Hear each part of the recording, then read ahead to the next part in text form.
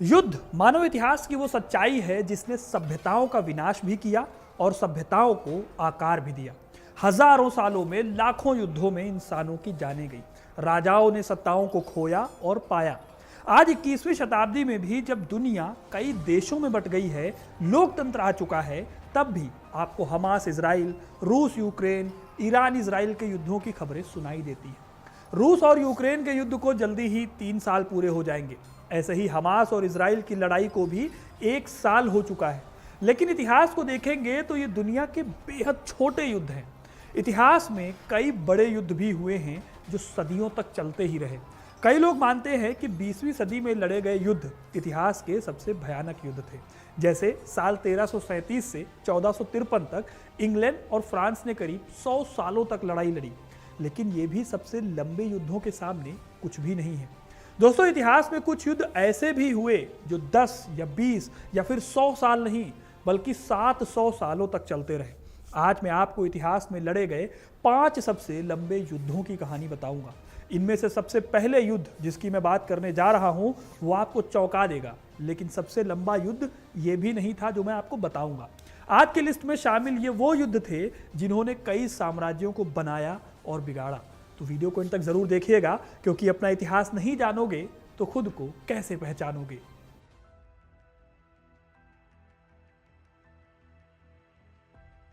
अभी आप देख रहे होंगे कि ईरान और इजराइल के बीच युद्ध की स्थिति बनी हुई है।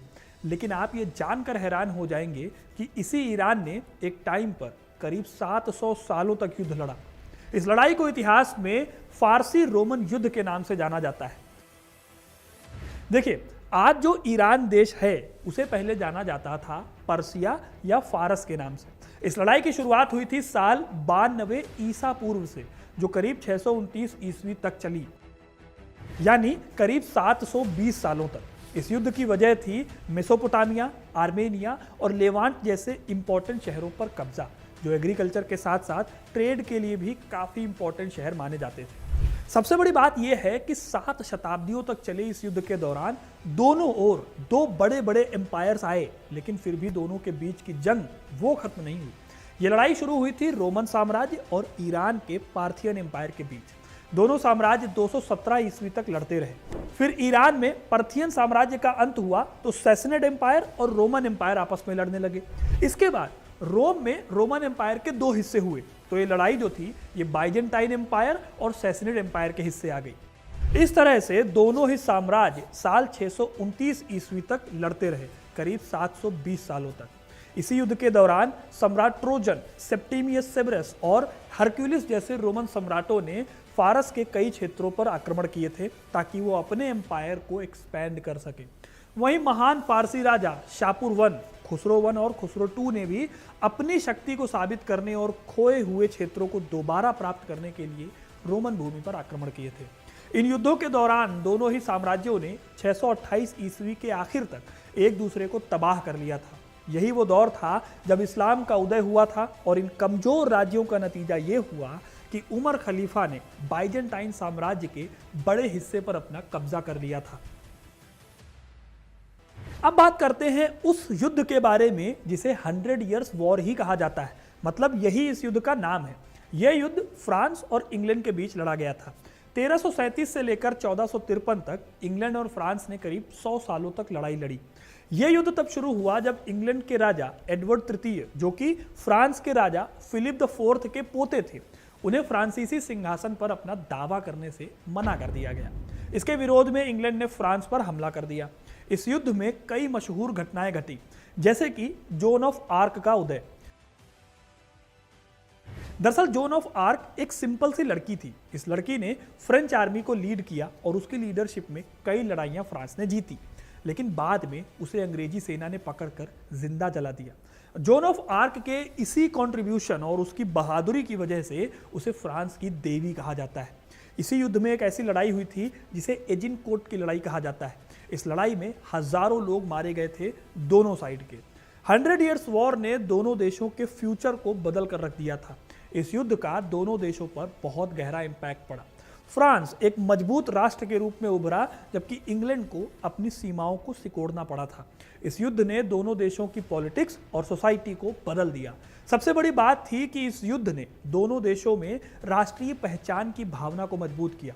लोगों में अपने देश के प्रति प्राउड और यूनिटी की भावना जगी, जिसने आगे चलकर माना जाता है कि राष्ट्रवाद के उदय में भी अपना रोल निभाया था। अब बात करते हैं एक धर्म युद्ध की, जो एक या दो नहीं बल्कि करीब 800 सालों तक चला। इसे इबेरियन धर्म युद्ध के नाम से जाना जाता है। यह युद्ध दुनिया में सबसे ज्यादा सालों तक चलने वाला युद्ध माना जाता है। इस युद्ध में स्पेन का कैथोलिक साम्राज्य और आज के मोरक्को में रहने वाले मूर साम्राज्य के बीच में युद्ध हुआ था। इस लड़ाई को इतिहास में रिकॉन्क्विस्टा के नाम से भी जाना जाता है। यह लड़ाई करीब 781 सालों तक चली थी।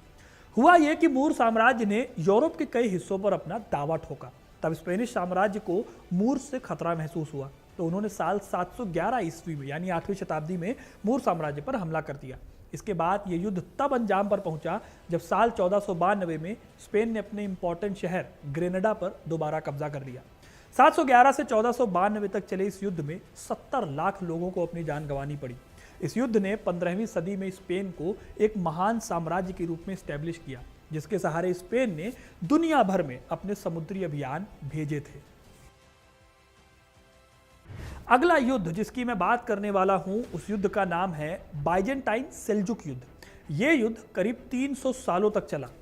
Byzantine empire eastern Roman empire का एक एक्सटेंशन था। यह साम्राज्य आज के तुर्की में बेस्ड था। वहीं सेल्जुक तुर्क एशिया के घुमंतू योद्धा हुआ करते थे, जिन्होंने बाइजेंटाइन साम्राज्य के कई हिस्सों पर बारी बारी से हमला किया। साल 1048 से 1348 तक चले इस युद्ध में सेल्जुकों ने एशिया माइनर और आसपास के एरिया पर अपना कंट्रोल हासिल किया। हालांकि बाद में इसे खो भी दिया। आज इसमें से कुछ हिस्सा यूरोप के पास मौजूद है। सेल्जुक तुर्कों का मकसद था बाइजेंटाइन साम्राज्यों के शहरों और जमीन पर कब्जा करना, खासकर एनाटोलिया पर, जो स्ट्रेटेजिकली काफी इंपॉर्टेंट एरिया था। इस युद्ध में सबसे बड़ी लड़ाई हुई थी 1071 में बैटल ऑफ मांजिकेट। इस लड़ाई को बाइजेंटाइन एम्पायर के अंत की शुरुआत माना जाता है, क्योंकि इस लड़ाई के बाद बाइजेंटाइन सम्राट रोमनोस IV को सेल्जुकों से करारी हार मिली थी। सेल्जुक्स का इस लड़ाई के बाद बाइजेंटाइन के एनाटोलिया पर कब्जा हो गया था। लड़ाई के बाद धर्म युद्ध का आह्वान हुआ, क्योंकि कमजोर पड़े बाइजेंटाइन एम्पायर ने यूरोप के ईसाई देशों से धर्म युद्ध की शुरुआत करने को कहा, जिसका मकसद था जेरूसलम और बाइजेंटाइन के एरियाज से मुस्लिम कंट्रोल को छुड़ाना। इस लड़ाई का अंजाम यह हुआ कि आगे चलकर तुर्की हमलों में बाइजेंटाइन एम्पायर खत्म हो गया और खुद सेल्जुक तुर्क भी छोटे छोटे राज्यों में बट गया। इसी में से एक राज्य आगे चलकर ऑटोमन साम्राज्य के तौर पर उभरा। अब आते हैं दोस्तों आखिरी युद्ध पर, जिसके बारे में अब बात करने वाला हूं। इस युद्ध को इतिहास में पोलिश रशियन वॉर के नाम से जाना जाता है। यह युद्ध करीब 217 सालों तक चला। यह 1577 से लेकर 1794 के बीच हुआ युद्ध था। इस युद्ध में रूस और पोलैंड के बीच लगातार युद्ध होता रहा। इस युद्ध ने रूस और ईस्टर्न यूरोप के बीच के बैलेंस ऑफ पावर को शेप करने में मदद की। 217 सालों तक ये लड़ाई इसलिए हुई क्योंकि पोलैंड और लिथुआना के राजा और दूसरी तरफ रूस के राजा ज़ार के बीच कई इलाकों को लेकर लड़ाइयाँ हुई। ये लड़ाई थी यूक्रेन, बेलारूस और बाल्टिक के एरियाज को लेकर, जिनका इकोनॉमिक इंपॉर्टेंस होने के साथ साथ स्ट्रेटेजिक महत्व भी था। इस युद्ध के दौरान पोलैंड लिथुआनिया कॉमनवेल्थ धीरे धीरे कमजोर होता गया और आखिरकार रशिया और दूसरी पावर्स के बीच में ये एम्पायर बट गया, जबकि यहीं पर रशिया एक मेन इंपॉर्टेंट यूरोपियन पावर के रूप में उभरा। तो दोस्तों ये थी वो लिस्ट जिसपे वो 5 युद्ध हुए जो मैंने आपको बताया, जो 100 सालों से ज़्यादा समय तक लड़े गए। आपको इसमें से कौन से युद्ध के बारे में जानकारी थी, कमेंट करके ज़रूर बताइएगा। कौन सी जानकारी आपको नहीं लगी वो भी बताइएगा। और वीडियो को इसी तरह से देखते रहिए, चैनल को सब्सक्राइब कीजिए और इस वीडियो को ज़्यादा से ज़्यादा लाइक और शेयर करिए, ताकि ये वीडियो ज़्यादा से ज़्यादा लोगों तक पहुँच सके। धन्यवाद।